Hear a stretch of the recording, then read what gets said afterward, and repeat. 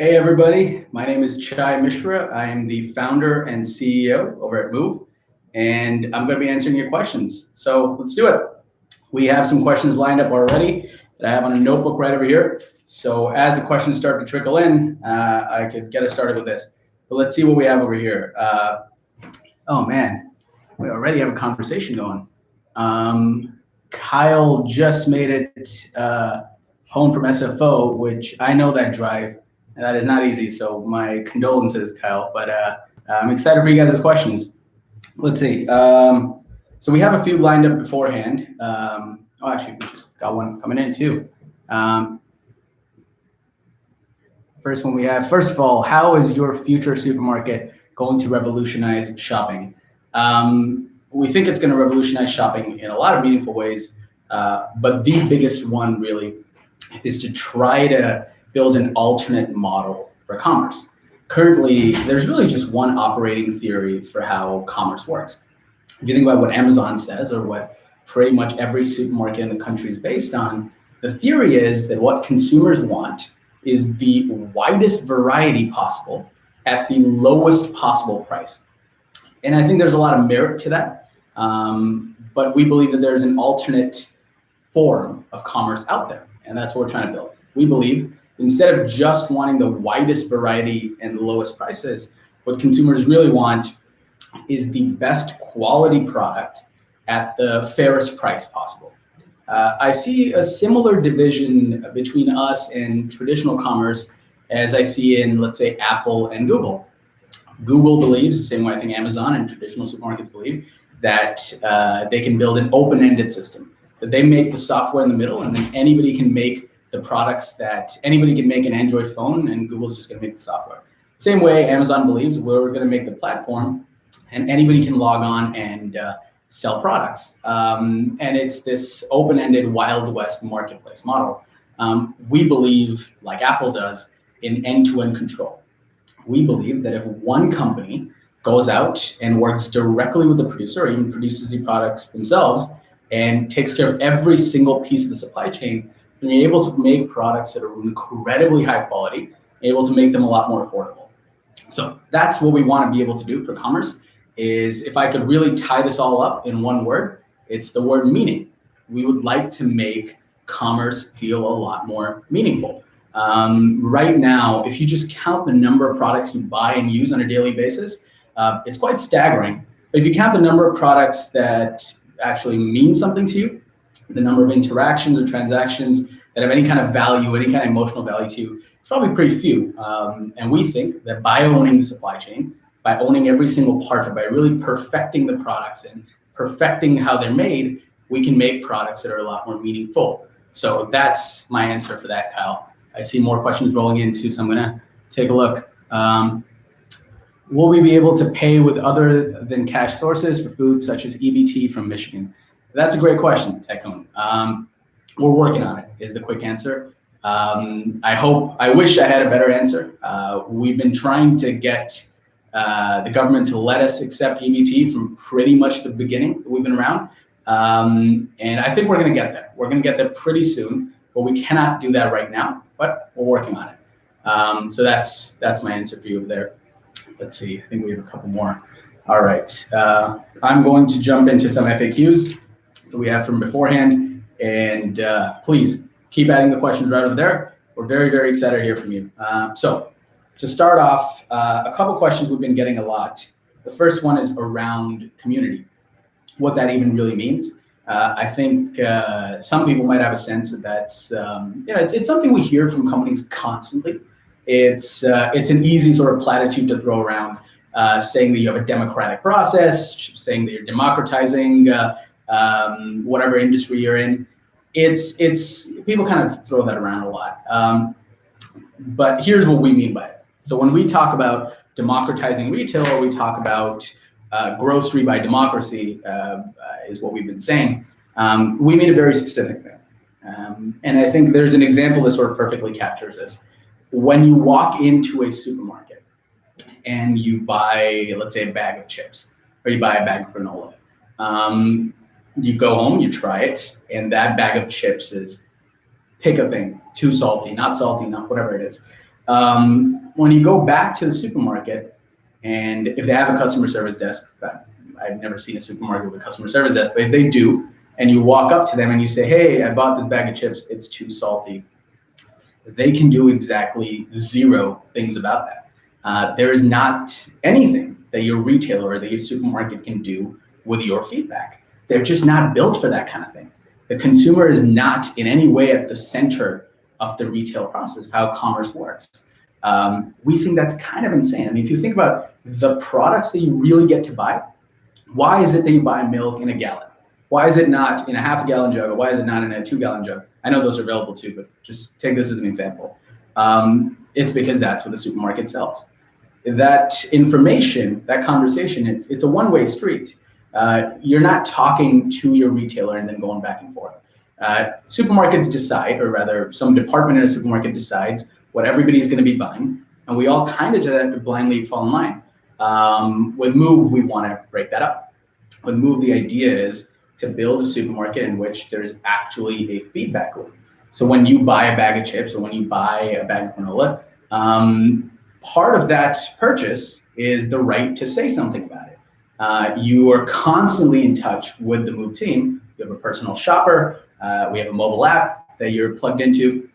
And part of the process of buying a product with Move is talking about whether or not you like the product, what you think we can do better. And when you give us that information, because we're selling our own products and because we're working directly with the producers, we use that information. We can actually make that product a lot better. So that's what we mean by grocery by democracy. It's about democratizing choice. It's about democratizing retail. I hope that cleared it up. All right, let's see. We've got a couple more coming in. Speaking of customer service, this is Kyle. Speaking of customer service, that has been seen at Walmart and Target, which was part of a supermarket investigation by CBC News back in 2014.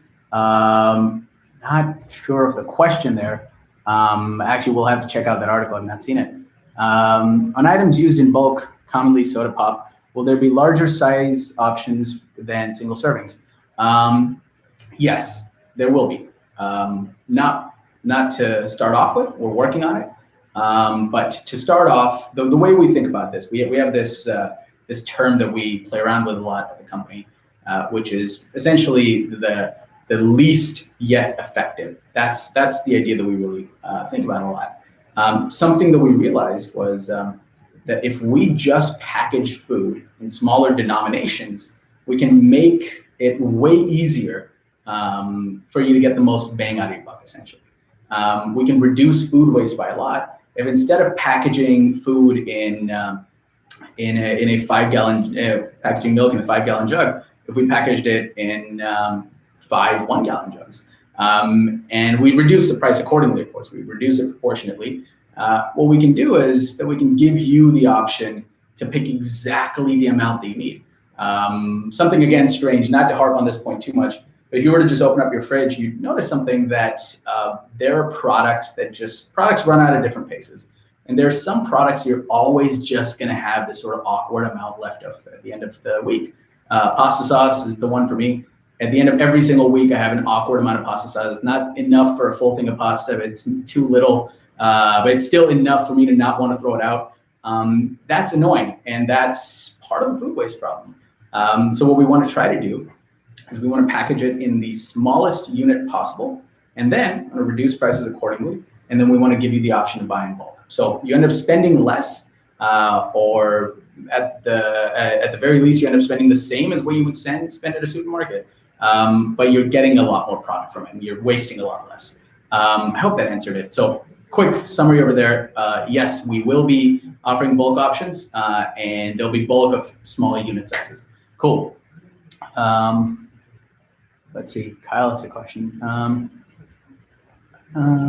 While Move doesn't comment on competition, I have seen exclusive products that have not seen on Move yet, like Monica Honey, Truffles, Pelagio Cheese. Any takes on those? Yeah, those are all products that we're either going to be launching with or have lined up to launch afterwards, right? Yeah, so that's very much part of the Rolodex of products. Part of how this works for us is we're not really making the determination between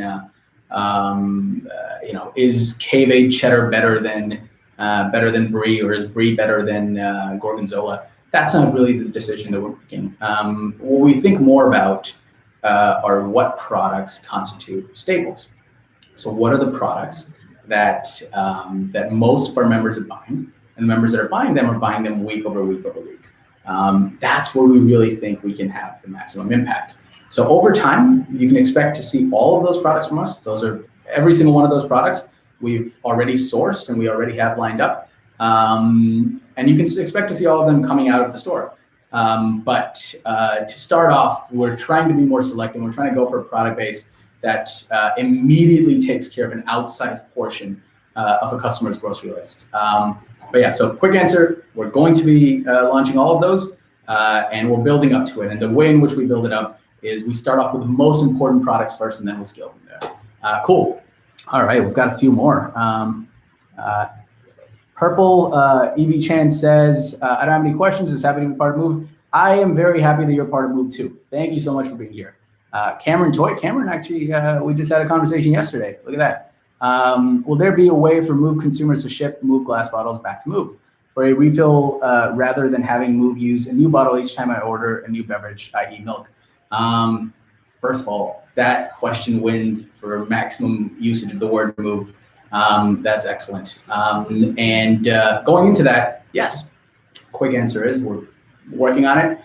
Within 2020, the plan is about 3 to 6 months out from launch, we're going to be releasing a return policy where you can just take all the glass bottles you have, take all the glass jars you have to Move, put them in a box, put them outside your door. FedEx will roll around, pick them up, and bring them back to us. And we're going to sterilize them, clean them up, and send them back. So we're working on that. But right from the beginning, something that we have done is we're leaning a lot heavier on glass than we do on plastic.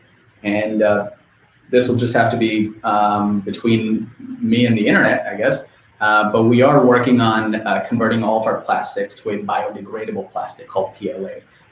So that's something we're working on immediately. But with all the glass that we do sell, we're also releasing a Move bottle. The idea of it is it's a silicone sleeve that perfectly fits every single Move glass bottle. So in the meantime, before we launch our return service, you can get that sleeve and you can basically take any Move bottle, put it in, get it to go. So I hope that helps out. All right, let's see. Alejandro says, I don't have questions, just excited to be part of Move. Alejandro, I am also very excited that you're part of Move. Thank you. Let's see. I'd be surprised if I did encounter Chad Mishra in person. Kyle, come by, man. I'm in San Francisco. I know you're close by. Just come on by. I'd love to meet you. How many stores have Move researched and compiled? No competition mentioned. That's a great question. And mostly because I'm a little weirdly proud of just how much time I've spent in supermarkets. So quick story, and then I'll come back to this. When we started Move, we realized that there just isn't a lot of data out there around how people shop. I mean, just think about this, right? When you walk into a supermarket and you buy almond butter in January, you come back in March and you buy the same jar of almond butter. That supermarket, regardless of how big the company they are, that supermarket knows nothing about those two purchases outside of the fact that they sold 2 jars of almond butter. They don't know that it took you a month and a half to go through the almond butter. They don't know that you like the brand enough to come back and buy it. They don't have any of this data. Supermarkets tend to be, I mean this in a non-judgmental way, I just mean this sort of in a data objective way. Supermarkets tend to be the dumbest. Actually, that was valid judgment in there. I think they're pretty dumb. Supermarkets tend to be pretty dumb in the way that they handle their data. They don't actually know anything about this stuff. They're still working in the old economy. And so the big question for us was, how do we go about getting this data? And we took a really interesting approach to it. We signed up as grocery delivery drivers, everybody on the team. And beyond that, we started our own grocery delivery service. We gave it a funky name, and we started launching in campuses around the Bay Area of San Francisco. We launched Berkeley, we launched at Stanford, And we just said the same thing. We would go out to these students, these hungry students that were in college over summer, and we would say, hey, we will deliver your groceries for free. Here's a cell phone number, just text it, and we'll get you your deliveries for free. We'll get you any supermarket you want for free at all times. As a result, we got obviously thousands upon thousands of grocery delivery orders. And I personally, alongside everybody else on the team, have spent at least hundreds of hours in every major supermarket. I've spent hundreds of hours in Costco, Safeway, Trader Joe's, Whole Foods, 99 Ranch, which was incredibly popular in Berkeley. So I've spent a lot of time, and as is everybody else on the team, just grocery shopping. We've spent so much time in the aisles of a supermarket at this point, you could probably pick up a person in the team and ask them, what song does the Safeway on Shattuck Street play, for example, between 5 o'clock and 6 o'clock, and they would probably know. That's how much time we've spent in supermarkets. So we tried to get a wide enough spread. We tried to go for the bulk ones and the specialty ones. We tried to go for specific nationality-based supermarkets like 99 Ranch or Vic's in Berkeley, and also sort of more generic kind of mass grocery stores. So we've spent a lot of time doing it. I don't have an exact number for you, but we did end up shipping about 10,000 orders, shipping and delivering about 10,000 orders. So if that gives you any sense, it's on average about 15 to 20 products in them. So we've just spent a lot of time grocery shopping for a lot of people. Man, I'm running real late here. All right, let's see. Tycoon says, question, what all will we receive support-wise from our personal shopper? Anything. Essentially, here's a way in which I've been thinking about it more and more recently. Your personal shopper, Tycoon, is essentially a clone of you that can do whatever you want for you on move. So if you are away from your computer, or if you just don't want to log in, just send them a text and say, hey, could you repeat that order from last week? Or, hey, I'm at home, my grocery delivery didn't show up. Do you know what's going on? Anything that you can do on the Move site, your personal shopper can do as well. And probably a little bit more, since they're also plugged into our warehouses and since they're also plugged into our delivery carriers. So anything that you can do plus more. They're everything that customer service is, plus a whole lot more. All right. Cameron says, how does Move plan on minimizing the food waste that traditional supermarkets have from having too much food on the shelves that doesn't sell?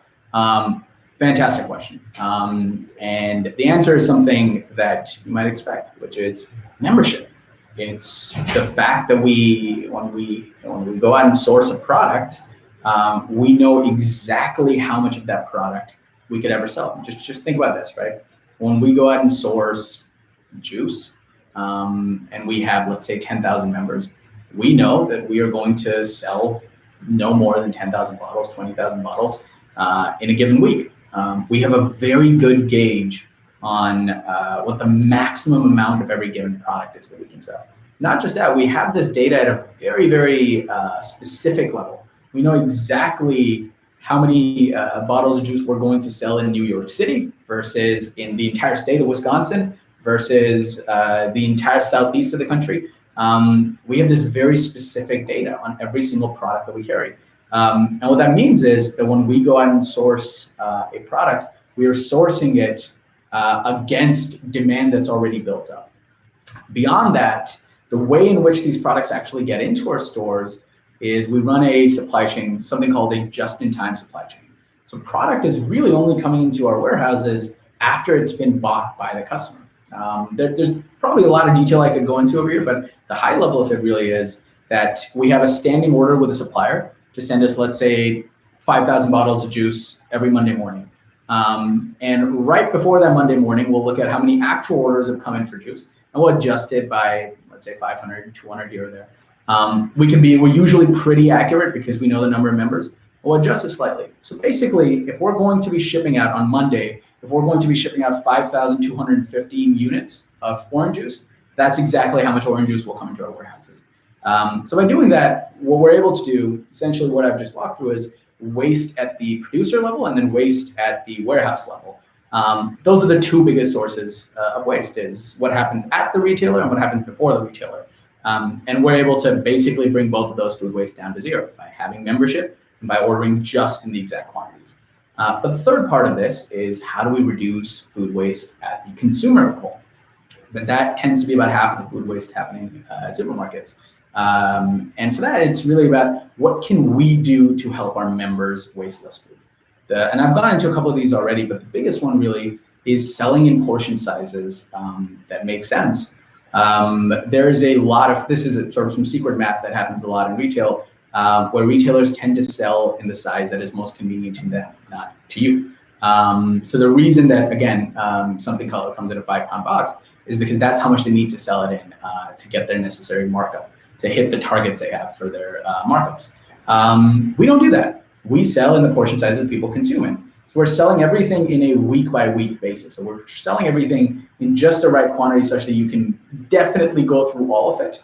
And then you can just order more. You can just order multiple units. So it's about making smaller denominations. Just think about this. If you were out and the only currency you had were $1,000 bills, how much of a pain would that be to function?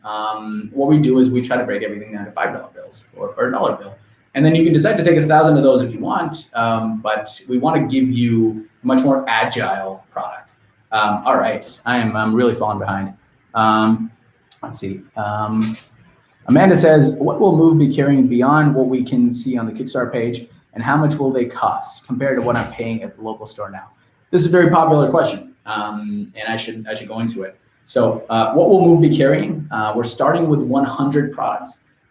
And basically, for the first 2 years of Move, all the way from early 2020 to the end of 2022, every month we're going to be releasing between 10 to 20 products.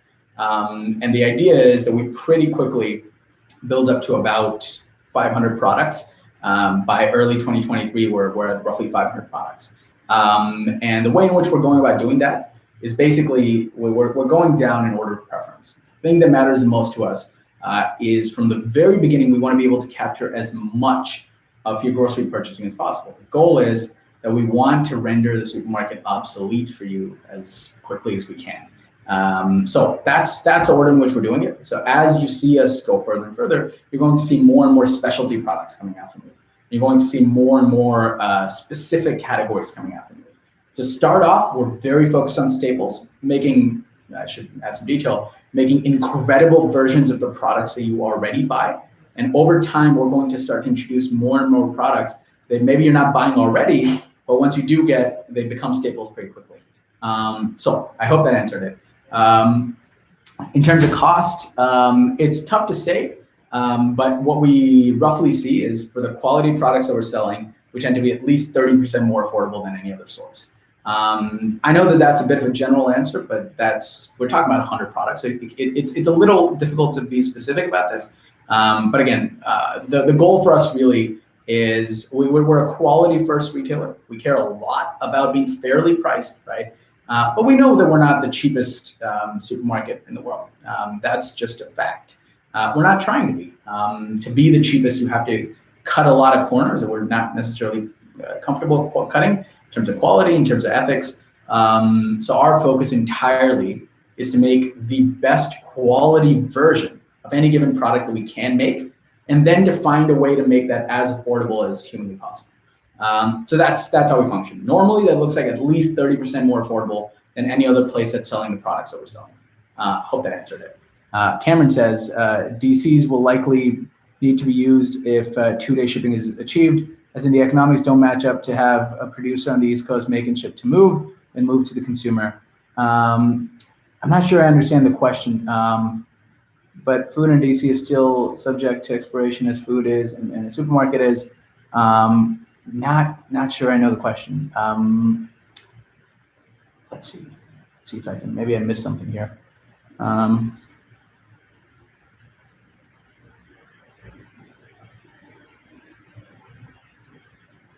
Cameron, if you could put the question in there, because I think I might have missed it. It might have been earlier, but I'd love to answer it. I'm going to go on to Kyle's question. The items I have compiled are in my blog. Only wish the Move has affordable prices for a bento meal. Working on it. We're big on bento meals, and we even have a bento lunchbox that you can get on Kickstarter.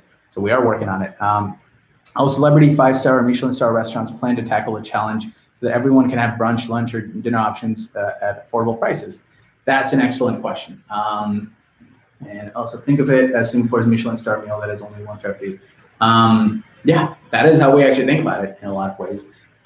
Here's how the food market has developed over the last 20, 30 years.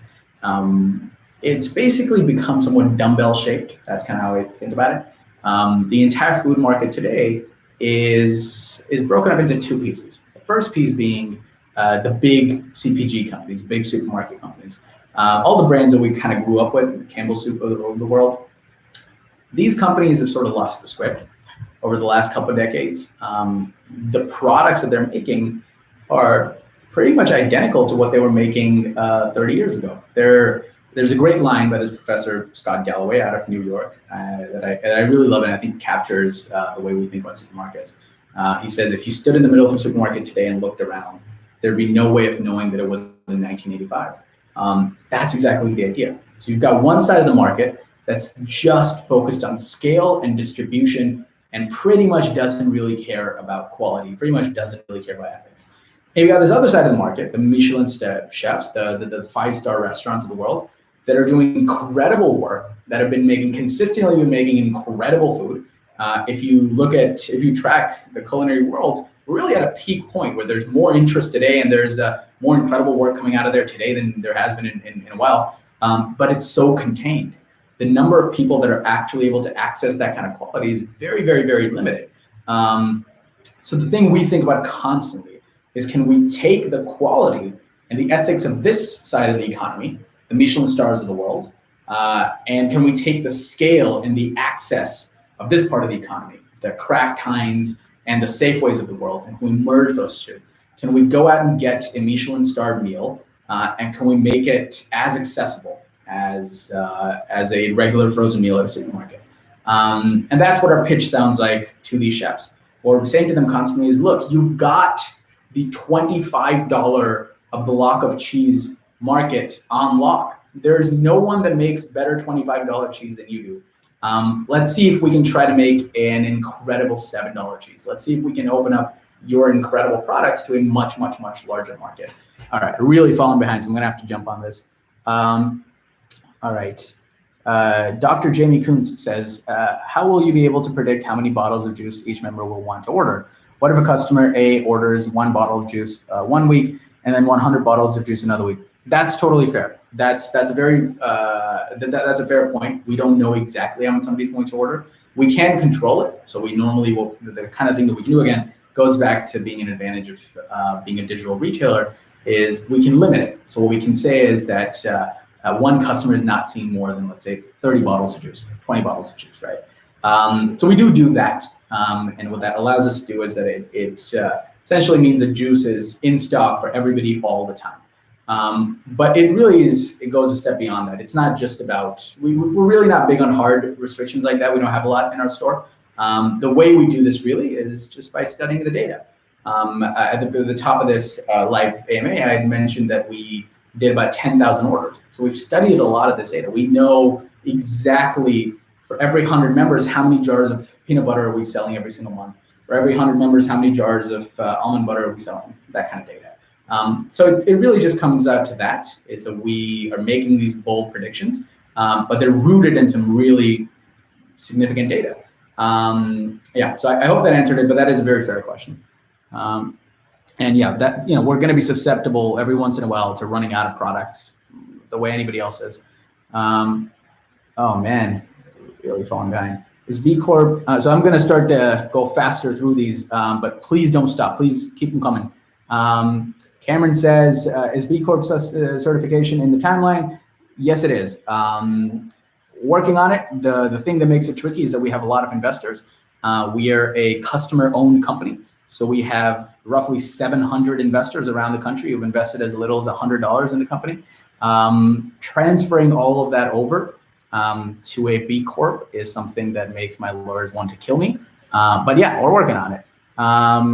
Dave says, hey, Chai, excited about Move. My wife uses the Plan to Eat app to plan meals. It's tedious to turn that into a cart full of ingredients on our local grocery store's website. Will Move help with this? Absolutely. Your personal shopper can help with this too. So something to take a step back. I think Dave is really onto something. where the way in which food is talked about online, right?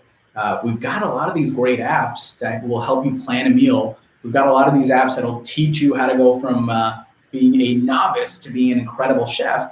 And pretty much none of those will actually help you buy those products. So it's great if you can see an amazing recipe for how to make this very specific Moroccan braised chicken. But if you can't buy any of those ingredients, how valuable is that recipe? Or it's great if you learn about an amazing new diet and you're all for it and you're ready to start buying, you're ready to start eating from that diet, but none of those ingredients are available in your local grocery store. That doesn't help you much. So something that we'd like to do, and maybe I need to take a step back for this too, is we're pretty focused on being the most important retailer for every one of our members. What that takes the form of is that we're really focused that more of the products that you need on a weekly basis are coming from Move than from any other retailer. Similarly, the more of the useful information that you need about those products is coming from Move than from other people. There's something very strange about how e-commerce shopping happens, right? Just think about this fact, that Amazon has 4-star stores, right? They started opening these physical stores where they only sell their 4-star products. That's crazy. Every store opened by Amazon should be a 4-star store. Why would you ever sell products that aren't 4 stars? Why would you ever sell a product that you know is 1 star?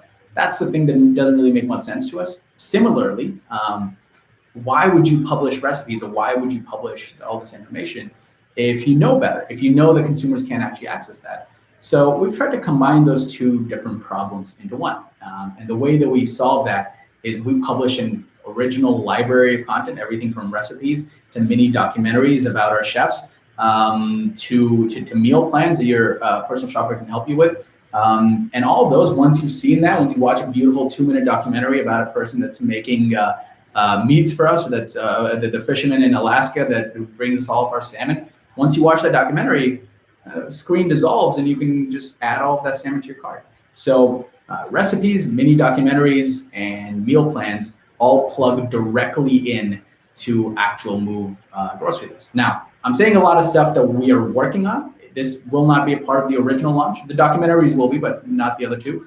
But we're working on it. And within the first few months, we are going to release it. So what we want to build is one place. Shopping really should lead with excitement. You should be excited about the product before you actually have to buy it. So that's how we do that. Yeah, so meal plans, recipes, documentaries all plug into real products. Thanks for the question, Dave. Josh says,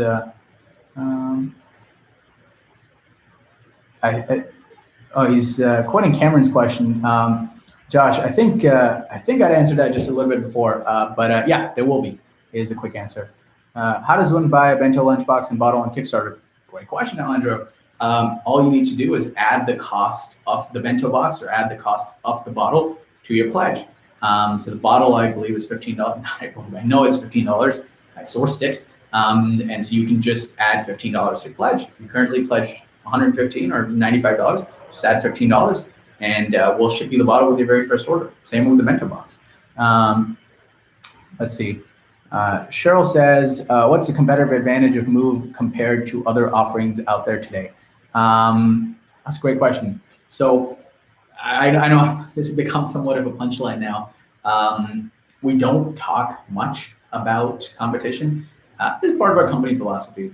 We don't talk much about it internally. We don't talk much about it externally, just because I think it leads to a company that's focused on its competitors is rarely able to remain focused on its customers. It's rarely able to remain focused on its product.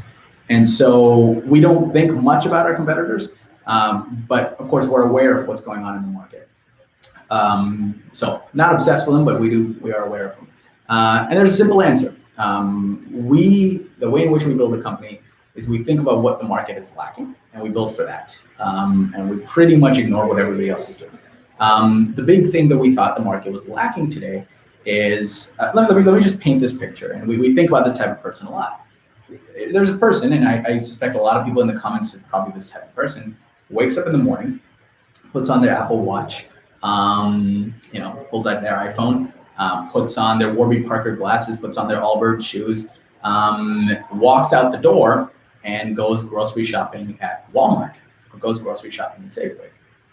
What you realize when you look at supermarkets is the supermarkets have fallen far behind all the other retailers in improving their customer experience and improving the quality products they're selling.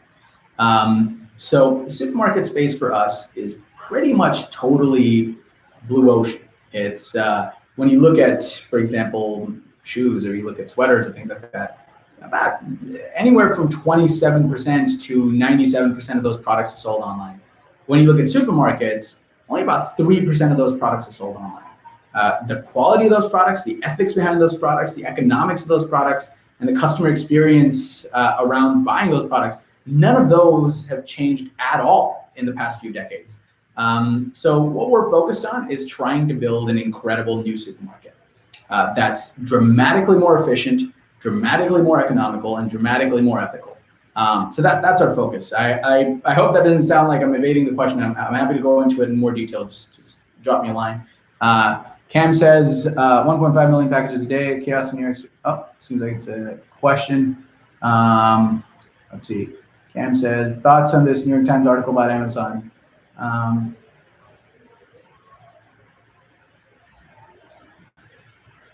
Sorry, I'm reading the article right now. I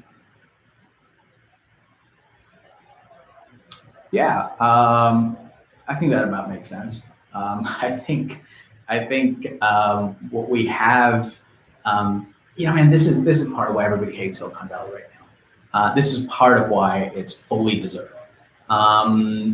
This is a kind of stupid short-term decision making that we really should be better than this. We should be doing a lot better than this.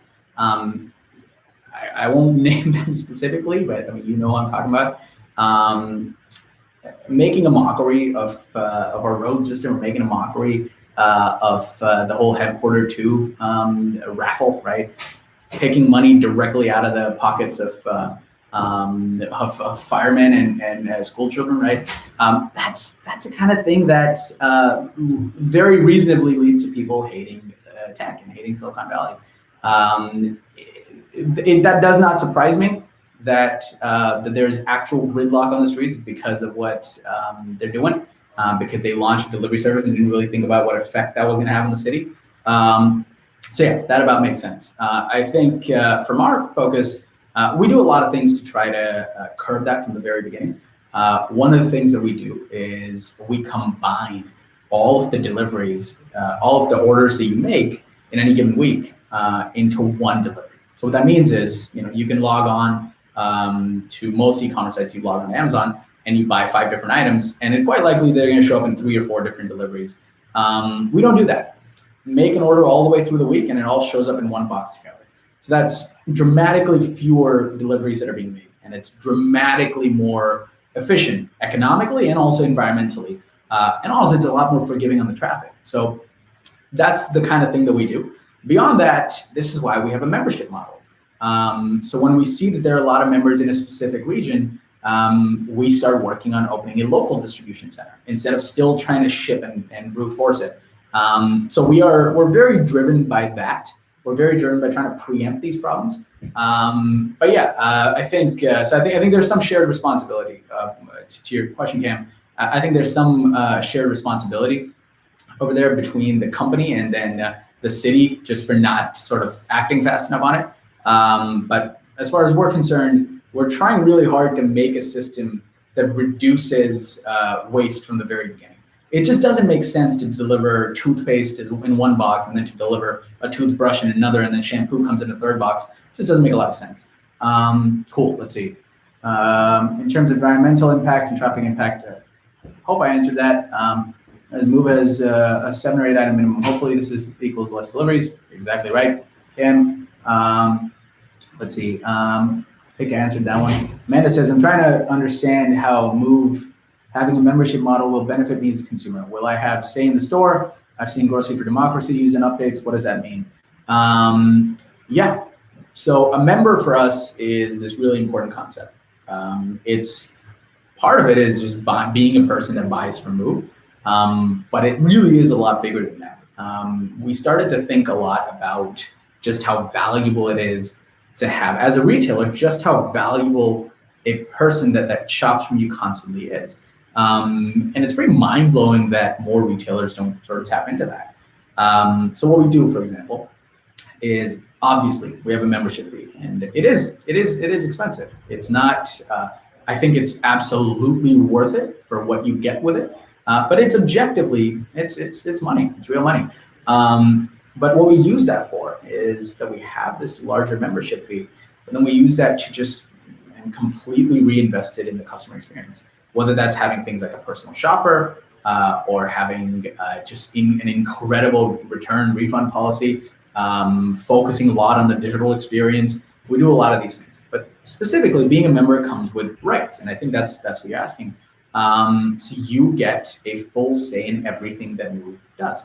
You help us pick which products we sell. You help us pick how much we sell those products for. You get to see exactly where the products come from, and you get to vote on which producers we should be working with, which ones we shouldn't be working with.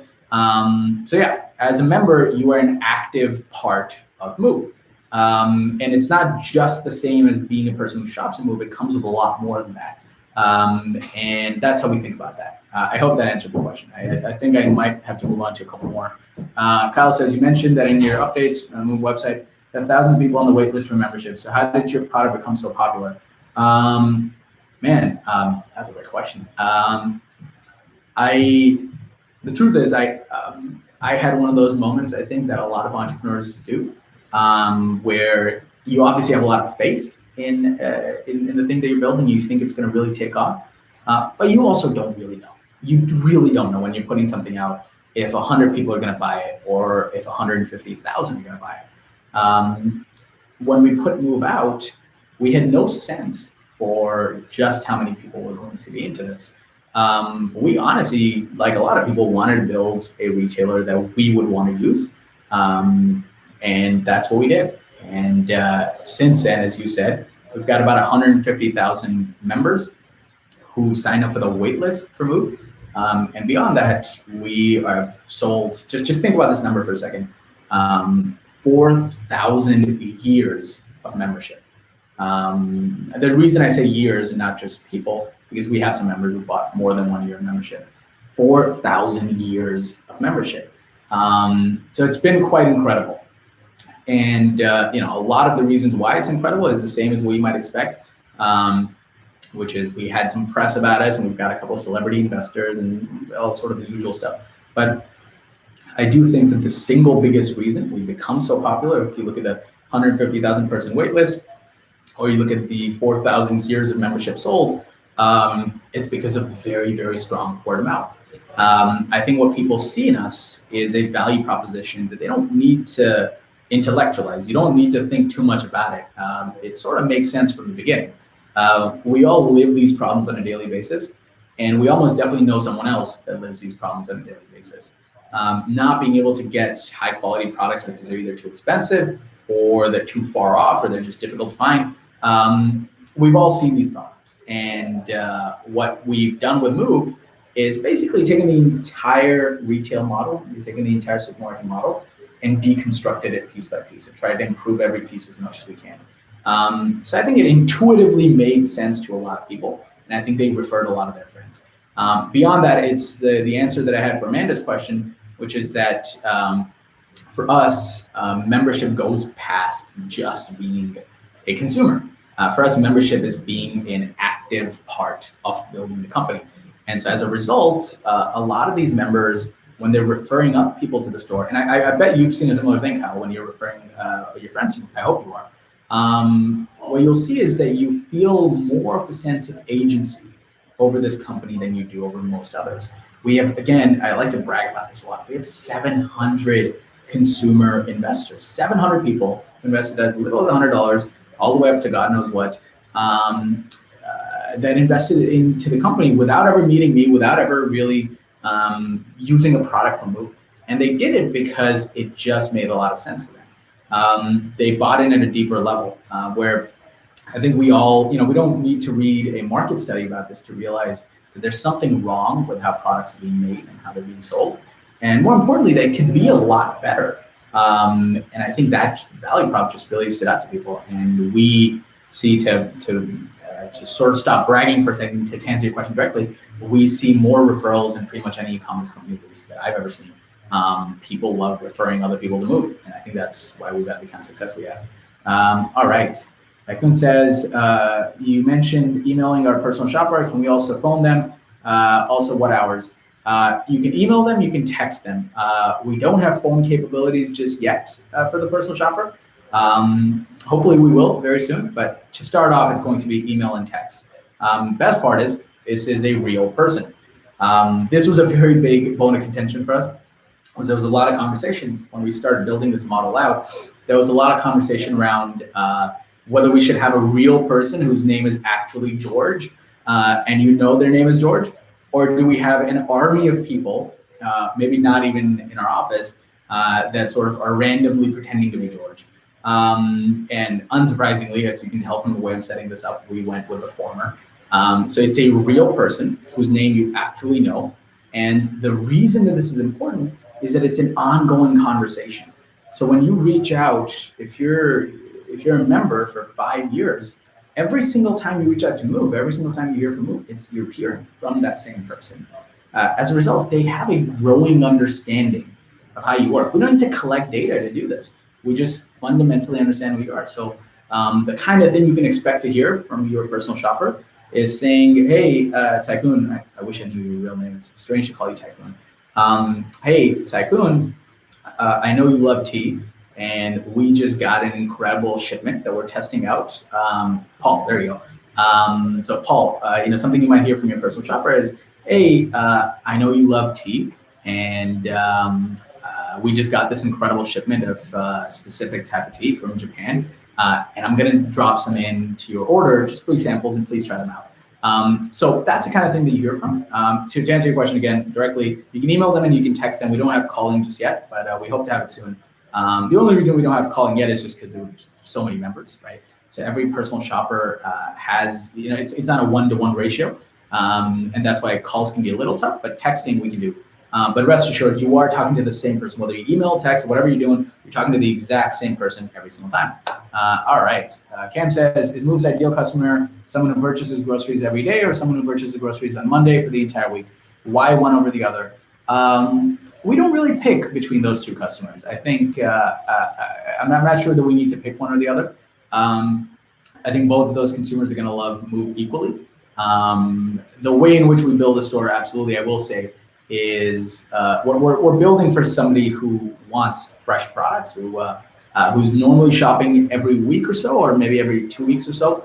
The only way in which that's reflected is the way in which the site is designed. The site is designed for regular purchasing. The entire experience is designed around that. But yeah, I don't think we do anything specifically that would disqualify either of those. And I think both of those consumers are going to love Move equally. I will say I think our average customer is buying on a weekly basis. So that's Cam. Louisa says, how do you hire/choose personal shoppers? Well, a lot of things, but the biggest one is we're big believers on actually having someone do the job. In an interview, we're big on having people actually do the job that they are going to be doing in real life. So here's our process for hiring personal shoppers, but this is also our process for hiring engineers, or hiring designers, anybody, hiring chefs. We do an interview. I do that interview every single time. I get on the phone with you and I talk to you for 30 minutes or so, and we try to get a sense for what you're like, and try to give you a sense for what we're like, what the role is going to be like. Step 2, we like to have you come into our office right here in San Francisco, and we like to meet you in person. And you'll meet a group of probably 3 to 4 people from the team, and we will get you some coffee, and we'll talk to you and just about hopes and dreams, that kind of stuff. And step 3 is we invite you to come and work with us. We usually like to spend at least a full day working with somebody. So if you're planning to be a personal shopper, you'll spend a day being a personal shopper at Move. And we're going to give you real customers that have real problems, and we're going to see how you work with them. So that's how we hire. Let's see. Elizabeth says, do you foresee any problems sourcing sufficient quantities of organic produce and ingredients for food products and kits? Yes, I do. I think we're well equipped to deal with those problems, but they're absolutely going to be those problems. And I think these problems are, in a lot of ways, larger than us. It's unfortunate how little of the produce or how little of the food production in the country is organic. And so I think what we're going to run up against is the actual cap on how much the country's producing, not just how much our producers are making. Because we can source broccoli from more than one organic producer. Question is how many really high quality organic broccoli producers there are in the country. So I think that's actually a bigger problem than just our producers. So I think it's a big issue. Here's how we're able to be better with this. This is a question that we discussed in the past too. I think Cameron had a question about it. We had a couple more about these. We have a membership count. So at any given point, we know the maximum number of customers that we have, or more importantly, we know the maximum number of deliveries or the maximum number of orders that we could have at any given point. Right now, I could give you an exact number, but this is the maximum of orders we can get. And we have some pretty good predictions around what the average number of, let's say, units of broccoli will be in the average order. And this comes from just having done a lot of testing. We've shipped, as I was saying, about 10,000 test orders in the past. And what that does is we know that if we have 100 members, that's, let's say, 250 stalks of broccoli any given week. So we just sort of multiply by our total membership count, the average number that we think somebody's ordering. All of that is a very complicated way of saying that at any given point, we know with a reasonable degree of certainty, this is the number of stalks of broccoli we're going to sell, or this is the number of jars of almond butter we're going to sell. And what that does is that we're able to go to our producers beforehand and say, hey, produce exactly 10,000 pounds of broccoli. We need no more. And we're able to be very smart about that. We're able to order well beforehand. This is very different from how the traditional food supply chain works. In the traditional food supply chain, you sort of just buy product and kind of put it out and hope that people walk in and buy it. That's why 40% of the inventory in most grocery stores is getting thrown out. So to answer your question about running up against a limit on how much organic produce there is, the simple answer is we just predict beforehand. And we're able to go to our consumers well in advance, or producers rather, well in advance, and ask them to produce a specific quantity. Hope that answered it. All right. Kyle says, in regards to membership, I view other stores as questionable accountability as opposed to Move having real accountability and telling what to expect. Sure. What's your take on other stores with membership who can't say to users what the membership go towards? I'm not sure I was able to connect those two questions, but I think I get the second one for sure. What's your take on other stores with memberships who can't say to users what the membership goes towards? I think they're building for themselves. I think this a question we ask all the time at the company is, especially in our marketing team, we ask, are we talking to ourselves? And when we're launching products, we think a lot about, are we launching this product because members are going to love it and they're going to benefit from it? Or are we launching it because it's a high margin product and because it's easy to make? And I urge now, and it's ever since I've started a company, I feel like I do that with everything now. Every single time I'm looking at a company, the simple question I try to ask is, are we doing this because it's great for us? Or are we doing this because it's great for the consumer? Something we notice constantly, also I just noticed, and I'm low on battery in my laptop, so I'm gonna have to get up and charge this. But something that we notice constantly is that with a lot of these companies that have membership models, they have a very hard time justifying, as you said, exactly what that money is going towards. A simple reason is they're not doing it for the right reason. It's the same type of company, just to be clear, it's the same type of company that you don't realize has a membership fee till after you're in checkout. I think we all know companies like that. That's who we're working against. That's what we don't love. And so yeah, I think when you see a company that gives no reason for why it has a membership fee and is selling a whole bunch of these products that you know aren't high quality, you just feel like they just kind of slapped their logo on it. Trust your instinct. That's probably what's going on. So I think that that's a company that's designing products that's great for them, not necessarily what's great for the members or for the consumers. Will we be recurved physical stores, Move membership? Will we receive physical Move membership cards? Yes, you will. Brushed titanium with your name etched into them. They are absolutely beautiful, and they're heavy. Fits right into your wallet, and it's. I honestly believe it's the most beautiful membership card I've ever seen. So yes, you will receive physical membership cards. All right. Let's see. Cameron says, lots of new companies spend millions of dollars to acquire customers with free X dollars. If you first order, if you join, will Move be able to acquire new customers without burning a ton of dollars? Yes, very simple. We say, if you're a member and you refer another member, you get $50 in credits. What that does is, because there's a membership fee, we're not having to raise millions of dollars from venture capitalists just to give customers an exciting sign-up bonus. And more importantly, you're able to get something in exchange for referring your friends that is actually of value. So with Move, when you refer a friend and you get $50 in credits, just think about this. If I'm a mattress company and I make an incredible online mattress, I make incredible mattresses and I sell them online, you buy a mattress and then you refer a friend and I give you $100 in credits, you can't do anything about that. You're not going to buy another mattress right after you bought a mattress. What a funny sentence. But with us, with Move, you can actually do that. With Move, the way this works is every time you refer a friend, you get $50 in credits. And because of what Move is, which is a supermarket, you can actually use those credits pretty much immediately. So yeah, the way we compete with that is by having an actually great product that people want to refer their friends to, and then by incentivizing and rewarding people who refer their friends. That way, so if you just look at the math on that, $50 in credits when you refer a friend who signs up and becomes a member. At no point do we have to go out and raise millions of dollars just to burn customer acquisition. So companies like Uber are losing billions of dollars since their customer acquisition costs are so high. Yeah, I hope I answered that one. I'm so sold on your ideas. I'm going to try to apply for a personal shopper position as well. Thank you so much, Paul. I gotta be honest, man. Like this is weird. This is weird to sit in a room with no other people in it and look at a computer and talk. And comments like that make my day. So thank you very much. That means a lot. Will we be protected for membership for life, even if we lose a card? Yeah, of course. Your membership lives online, and you can get a card. If you lose one, you can get it again. All right, let's see how we're doing on time. We're going to try to answer a couple more questions. We have 2 minutes left over here. Less if my laptop dies, so we'll see.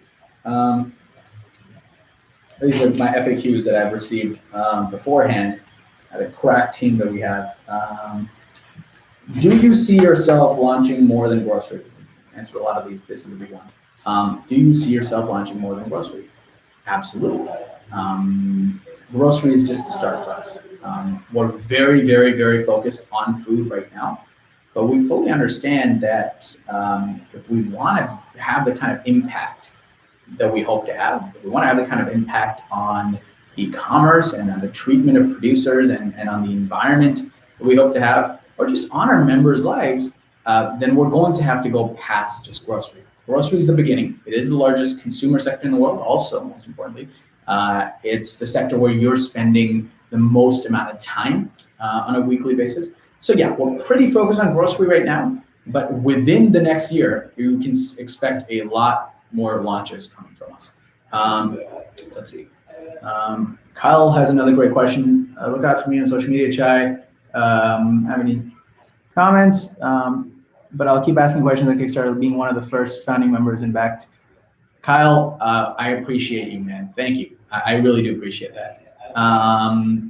Yeah, this means a lot to me. Thank you so much for, especially Kyle and Paul. This is to take an hour out of your day to listen to me talk in an empty room about almond butter and broccoli is that's really something, and it means a lot to me. So thank you, everybody. This has been, we've done a few of these AMAs now, and I expect to keep doing these, mostly because they're just so damn fun. I have to tell you this. It's a lot of times when you're building this stuff, building the company, this is actually a perfect metaphor for what building a company feels like. Because you're sitting in a tiny room, just sort of talking to yourself and thinking that you're making sense, hoping that you're making sense. And it's in moments like this, or it's in moments like when you launch the crowdfunding campaign or when you launch the store, that you actually are having a conversation with people that matter. And what matters is what those people say to you then, how they react to the stuff that you've been doing for years. And so this makes me incredibly happy. Anytime I do one of these and people are so nice, I gave out my cell phone number, something that pretty much everybody I know thought was an insane idea. And the kind of texts I get, man, I get to wake up to just incredibly nice people saying incredibly nice things all the time. A few dozen people texted me yesterday to say Happy Halloween. So, that means a lot. And I think it not only does it mean a lot, it makes making the company, it makes building the company so much easier. Because, we're making a lot of these decisions that can feel like, a lot of times it feels like you're sort of lost. You can feel like you don't really know what to even base a decision off of. Do we carry conventional? Do we carry organic? Yada, yada, yada. And the way we get through that is just by hearing things like that, just by talking to our members, by talking to our consumers. So every single time you reach out, it makes our day. And so please don't stop. Please don't stop coming to these AMA events. Please don't stop reaching out. I love every single one of our members. I really do. If you see me on the streets of San Francisco or in the streets in New York, stop me, please. It will make my day. Thank you so much, everybody, and take care.